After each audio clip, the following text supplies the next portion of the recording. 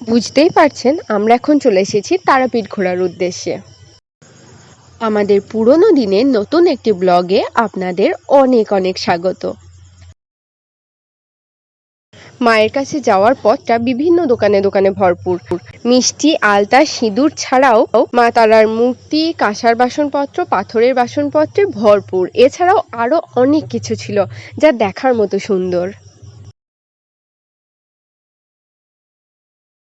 মা তারার কাছে পৌঁছানোর আগেই তাতে ঘুমিয়ে যায়, কারণ আমরা একটানা অনেক জায়গায় জার্নি করছিলাম।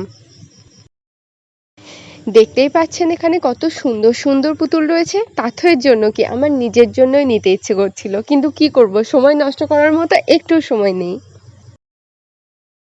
তারা মাকে পুজো দেওয়ার জন্য এই পদ্ম ফুলগুলোর ওখানে ভীষণ চল আছে। দেখুন, জবা ফুল ছাড়াও এইসব দোকানগুলোতে কত সুন্দর সুন্দর ফুলে ভর্তি।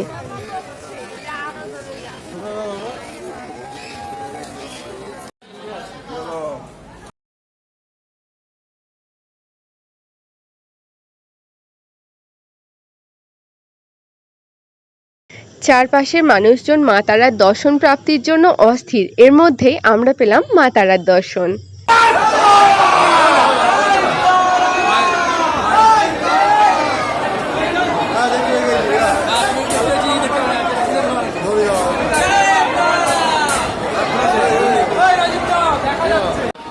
দেখুন আমি কিভাবে মাকে দেখছি। মা তারার দর্শনের জন্য এতটুকু কষ্ট তো করতে হবে। এখানে মানুষে মানুষে ছয় লাভ, সবাই মায়ের ভক্ত। মাকে দেখার জন্য সবাই ব্যাকুল হয়ে আছে।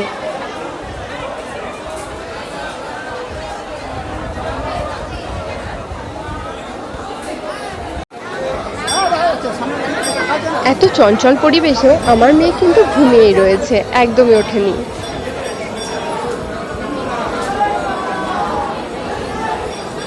দেখুন, আমি মাকে দেখতে পাচ্ছিলাম না বলে ওইভাবে দর্শন করার চেষ্টা করছিলাম। তারই মধ্যে একটা বাচ্চা ওইভাবে দেখবে বলে কান্না করতে শুরু করেছে।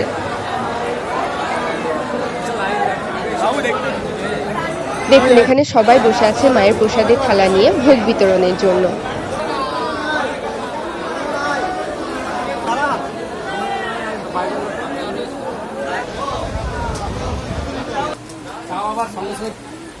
এই কাকুটি আমাদের মা তারা দর্শন করাতে নিয়ে গিয়েছিলেন এবং মল্লারপুরের আশেপাশের সমস্ত দর্শনীয় স্থান ইনি আমাদের ঘুরিয়ে দেখান।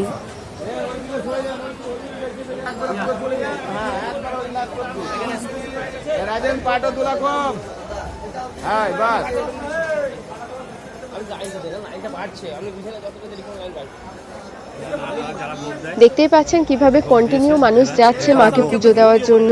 কিভাবে দেখছেন এখানে মায়ের ভোগ নিয়ে বসে আছে। আপনি সামান্য মূল্যের বিনিময়ে এখান থেকে ভোগ নিতে পারেন।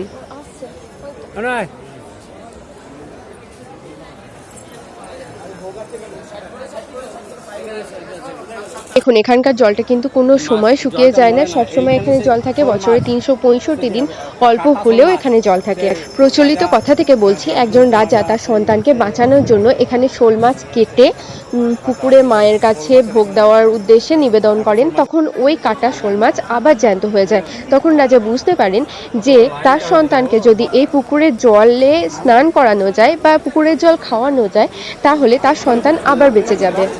যেমন ভাবনা তেমন কাজ, এই পুকুরে নিয়ে এসেই তার সন্তান বেঁচে ওঠে।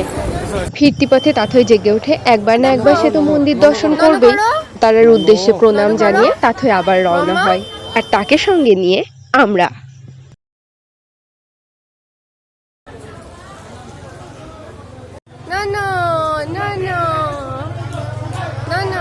চারপাশে তার পছন্দের এত খেলনা দেখে সে বাবার সাথে দুষ্টুমি শুরু করে দেয়। বলতে চায় যে এই খেলাগুলো তার চাই। কি হলো? এরপর আমরা চলে আসি তারাপীঠ মহাশ্মশানে। এই পবিত্র মহাশ্মশান হলো মহাসাধক বামদেব তথা বহু সিদ্ধ পুরুষের সাধন ক্ষেত্র এবং সাধনাস্থল। কেন জানি না, এখানে পৌঁছানোর পর থেকেই ফোনের ক্যামেরা প্রচণ্ড ডিস্টার্ব করতে শুরু করে, হেজি ফটো হেজি ভিডিও আসতে শুরু করে, আবার কিছুক্ষণের মধ্যেই সেটা ঠিক হয়ে যায়। দলে দলে মানুষ যাচ্ছে মহাশ্মশান দর্শনের উদ্দেশ্যে। চারপাশে বিভিন্ন সাধক এবং বিভিন্ন তান্ত্রিকের সাধনাস্থল।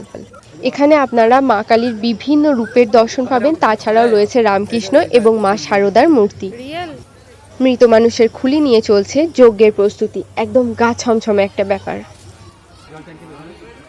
প্রথমেই বলে রাখি, মহাশ্মশানের ভেতরে জুতো পরে প্রবেশ নিষেধ।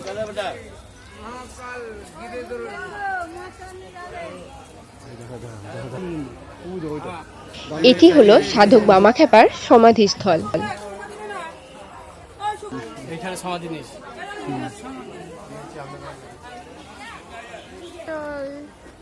এরপরে আমার নজর কাড়ে আমার পছন্দের বুড়ির চুল।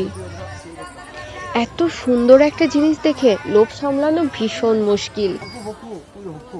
যাকে মুশকিল আসান করলো বামাখ্যাপার দুই সর্বক্ষণের সঙ্গী, আমার তাথয়ের ভাষায় দুটি ভুকু।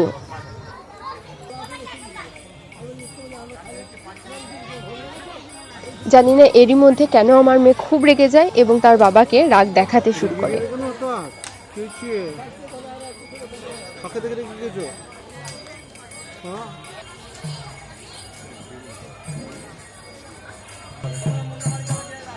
ফিরতি দর্শন পেলাম এ পৃথিবীর মায়া কাটিয়ে চলে যাওয়া একজন মানুষের। মনটা খারাপ হয়ে গেল।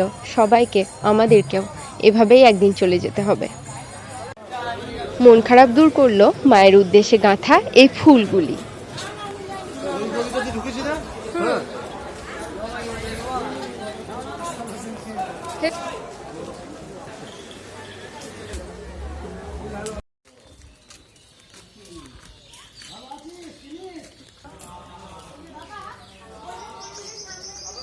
রাতের বেলা এই জায়গার চারপাশে যজ্ঞ করা হয়, একদম গা ছমছমে একটা ব্যাপার।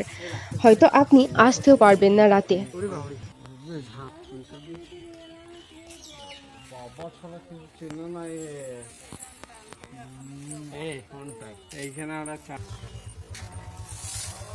এখানে রয়েছে মুন্ডমালিনী মায়ের মন্দির।